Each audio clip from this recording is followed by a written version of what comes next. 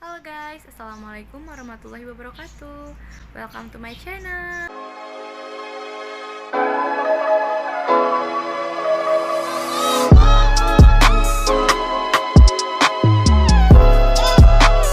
Perkenalkan, nama saya Memi Cinta Arica. Saya dari kelas 10 MIA 2. Saya di sini akan membahas tentang alat optik, yaitu teleskop.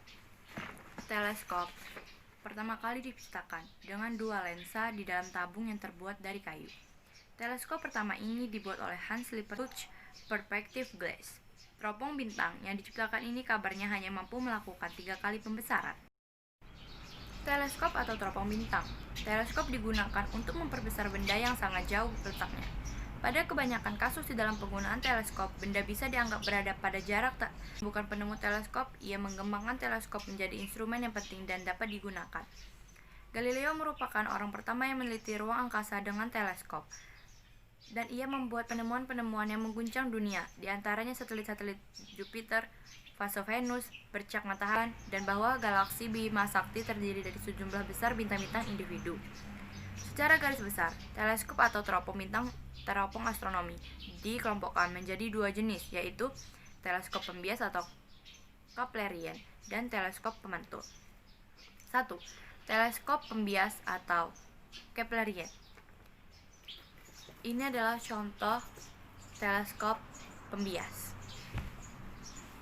Teleskop pembias terdiri dari dua lensa konvergen atau lensa cembung yang berada pada ujung-ujung berlawanan dari tabung yang panjang, seperti diilustrasikan pada gambar di atas. Lensa yang paling dekat dengan objek disebut lensa objektif, dan yang akan membuat bayangan nyata dari benda yang jauh pada bidang titik fokusnya atau di dekatnya jika benda tidak berada pada tak terhingga. Walaupun bayangan lebih kecil dari benda aslinya, ia membentuk sudut yang lebih besar dan sangat dekat dengan lensa okuler, yang berfungsi sebagai pembesar. Dengan demikian, lensa okuler memperbesar bayangan yang dihasilkan oleh lensa objektif untuk menghasilkan bayangan kedua yang jauh lebih besar, yang bersifat maya dan terbalik.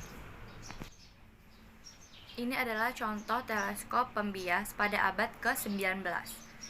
Jika mata yang melihat rileks tak berkomodasi, lensa okuler dapat diatur sehingga bayangan berada pada tak terhingga. Kemudian, bayangan nyata berada pada titik fokus dari okuler, dan jarak antara lensa objektif dengan lensa okuler adalah plus f1 OK untuk benda pada jarak tak terhingga.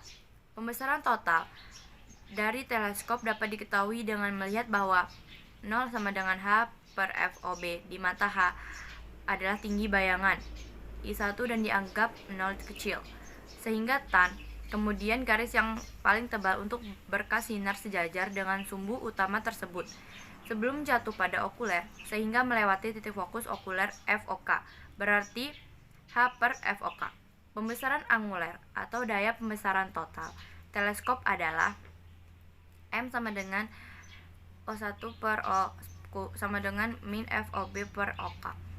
Tanda minus untuk menunjukkan bahwa bayangan yang terbentuk seperti terbalik. Untuk mendapatkan pembesaran yang lebih besar, lensa objektif harus memiliki panjang fokus OB yang memiliki panjang dan panjang fokus yang pendek untuk okuler FOK. 2. Teleskop pemantul. Ini adalah contoh teleskop pemantul. Sebelumnya, telah disebutkan bahwa untuk membuat teleskop pembias, teleskop astronomi berukuran besar, diperlukan konstruksi dan pengesahan lensa besar yang sangat sulit. Untuk mengatasi hal ini, umumnya teleskop paling besar merupakan jenis teleskop pemantul yang menggunakan cermin cengkung sebagai objektif. Gambar 5.15 seperti di atas, karena cermin hanya memiliki satu permukaan sebagai dasarnya dan dapat ditunjang sepanjang permukaannya. Keuntungan lain dari cermin sebagai objektif adalah tidak memperlihatkan aberasi kromatik karena cahaya tidak melewatinya. Selain itu, cermin dapat menjadi dasar dalam bentuk parabola untuk membentuk aberasi sferis. Teleskop pemantul pertama kali diusulkan oleh Newton. Biasanya lensa atau cermin okuler tampak seperti pada gambar di atas. dipindahkan sehingga bayangan nyata yang dibentuk oleh cermin objektif dapat direkam langsung pada film.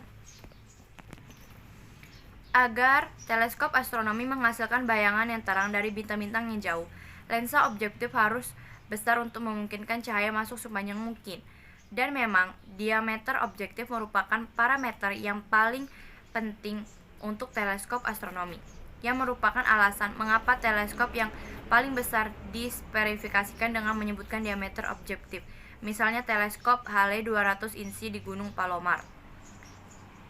Ini adalah contoh teleskop Hale, termasuk teleskop pemantul adalah teleskop terbesar di dunia. Dalam hal ini, konstruksi dan pengasahan lensa besar sangat sulit. Jangan lupa subscribe, hidupkan loncengnya, dan jangan lupa like, share, and comment. Thank you.